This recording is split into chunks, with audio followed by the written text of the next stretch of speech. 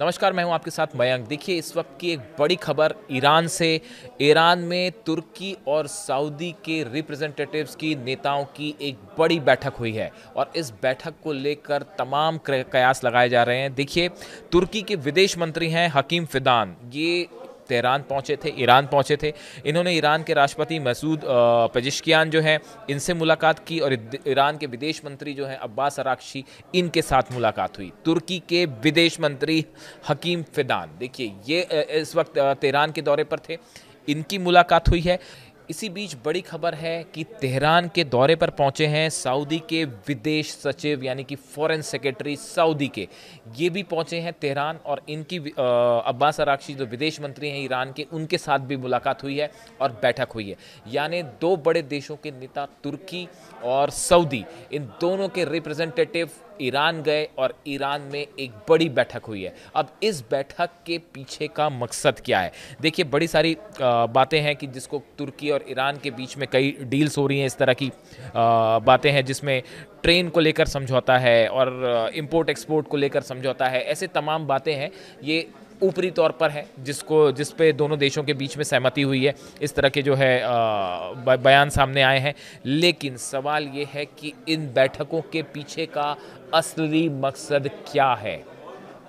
देखिए, जहाँ तक सऊदी का सवाल है, जो सऊदी के विदेश सचिव तेहरान पहुँचे, ऐसा बताया जा रहा है कि जब से मोहम्मद बिन सलमान जो है वो यात्रा पे थे, वो अभी हाल ही में अमेरिका गए, उन्होंने डोनाल्ड ट्रंप से मुलाकात की और उसमें उस दौरान ये बात निकल कर सामने आई थी कि सऊदी चाहता है कि किसी तरह अमेरिका और ईरान के बीच न्यूक्लियर डील हो जाए। तो क्या ये माना जाए कि ये सऊदी के फॉरेन सेक्रेटरी की जो विजिट है तेहरान की, ये इसी से संबंधित है?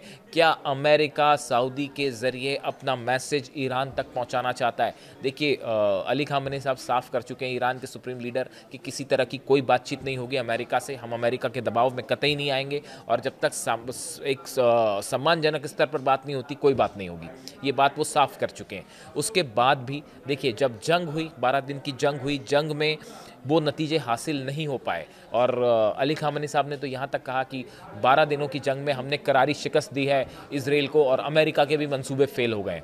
उसके बाद अब सवाल है कि क्या अमेरिका सऊदी के ज़रिए किसी तरह की बातचीत कर रहा है ईरान से या करना चाहता है, और ख़ासकर न्यूक्लियर डील को लेकर। ये जो इनकी विजिट है विदेश सचिव की सऊदी के, इसको लेकर इस तरह की तमाम बातें हो रही हैं। दूसरी तरफ देखिए, जो विदेश मंत्री हैं तुर्की के हकीम फिदान, इनके दौरे को लेकर भी तमाम कयास हैं। देखिए, एक तो इनका दौरा इस समय हो रहा है जब सीरिया पे इसराइल ने स्ट्राइक्स करनी शुरू कर दी हैं। यानी एक तरफ लेबनान में स्ट्राइक्स हो रही हैं, सीरिया पर स्ट्राइक्स हो रही हैं, गज़ा में हालात तनावपूर्ण है। ऐसी स्थिति में तुर्की और ईरान पहले भी एक नेटो की बात कर चुके हैं, नेटो जैसे संगठन की बात कर चुके हैं।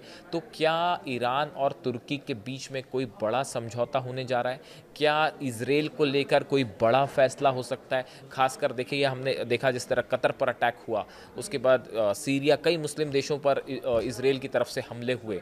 क्या इसको लेकर कोई एक बड़ी बैठक हो रही है, कोई बड़ी प्लानिंग चल रही है पर्दे के पीछे? क्योंकि देखिए, जिस तरह की बातें हैं इस विजिट को लेकर, इसमें तमाम बातें हैं कि कई सारी डील्स हैं वो हुई हैं तुर्की और ईरान के बीच में, और राष्ट्रपति से भी मुलाकात हुई उनके विदेश मंत्री की, और अब्बास अराक्ची साहब से विदेश मंत्री जो हैं उनसे भी मुलाकात हुई। लेकिन जो बड़ा सवाल है कि इसके पीछे का मकसद क्या था। देखिए, एक बयान आया है, तुर्की के विदेश मंत्री फिदान का कहना है कि हम लोग बढ़ गए हैं, इसका सीधा फ़ायदा इजराइल उठा रहा है, हम लोग अगर एक हो जाते हैं तो इजराइल का नुकसान होगा। देखिए, ये वो बयान है जिससे कुछ ये इंडिकेशन मिलता है कि इस पूरी बैठक में किस तरह की चर्चा हुई होगी या मामला किस तरफ जा रहा है। क्या मिडिल ईस्ट में एक बड़ी रस्साकसी शुरू हो गई है अपनी हेजेमनी को लेकर, अपना प्रभाव जमाने को लेकर? इजराइल का जो बढ़ता प्रभाव है, क्या इसको रोकने की कोशिश है? क्या इसके लिए कोई काउंटर स्ट्रैटेजी बनाई जा रही है? देखिए, जिस तरह से ईरान ने हमले किए इजराइल पर, उसके बाद जो तस्वीरें इजराइल से सामने आई, इसने बड़ा एक नुकसान पहुंचाया इजराइल को, कि जंग में जो है ईरान की मिसाइल्स को नहीं रोक पाया इजराइल का डिफेंस सिस्टम। लेकिन उसके बाद सीरिया पर इजराइल ने अटैक किया, लेबनान पर अटैक किया, गाज़ा में लगातार अटैक हो रहे हैं। ईरान के अलावा कोई भी अरेबियन कंट्री ऐसी नहीं है, सिर्फ ईरान एक ऐसा देश है जिसने इजराइल को हमेशा जवाब दिया लेकिन बाकी देशों ने सिर्फ निंदा की। कतर पर हमले हुए तो भी निंदा प्रस्ताव पास हुए, लेकिन कोई मिलिट्री एक्शन नहीं हुआ। इस बात को लेकर क्या अब कोई बड़ी रणनीति तैयार हो रही है मिडिल ईस्ट में? ईरान अपने सहयोगी देशों के साथ मिलकर कोई बड़ी रणनीति तैयार कर रहा है कि कैसे इस क्षेत्र में इजरायल के प्रभाव को कम किया जाए या उस पर रोक लगाई जाए, या अगर मुस्लिम देशों पर हमले जारी रहते हैं तो क्या किया जाना चाहिए? क्या इसको लेकर कोई बड़ी रणनीति बन रही है? क्या सीरिया को लेकर बशर अल असद जब से डिथ्रोन हुए हैं, बशर अल असद के हटने के बाद से सीरिया में हालात कैसे हैं? क्या वहाँ पे ईरान फिर से अपना प्रभाव जमाना चाहता है? क्या तुर्की इस मुद्दे को लेकर ईरान की मदद करेगा? ऐसे तमाम सवाल हैं। खबरें तो ये भी आई कि हुती जो है वो अपने पैर जमा रहा है फिर से सीरिया में। इसको लेकर तमाम खबरें हैं। सवाल ये है कि इस तुर्की और ईरान की बैठक, साथ में सऊदी के विदेश सचिव का ईरान दौरा, ये क्या, इससे क्या निकल के आएगा? ये बड़े डेवलपमेंट्स हैं और बताया जाता है कि पर्दे के पीछे एक बड़ी प्लानिंग चल रही है। अब इस प्लानिंग को लेकर सूत्र अभी कुछ साफ नहीं कह रहे, लेकिन इतना ज़रूर है कि मिडिल ईस्ट में इजरायल को रोकने के लिए एक बड़ी रणनीति पर काम शुरू हो चुका है। इससे जुड़ा जो भी अपडेट होगा आप तक पहुंचाएंगे। वीडियो कैसा लगा ज़रूर बताएं और आपकी क्या राय है ये भी ज़रूर बताएं। Thank you so much.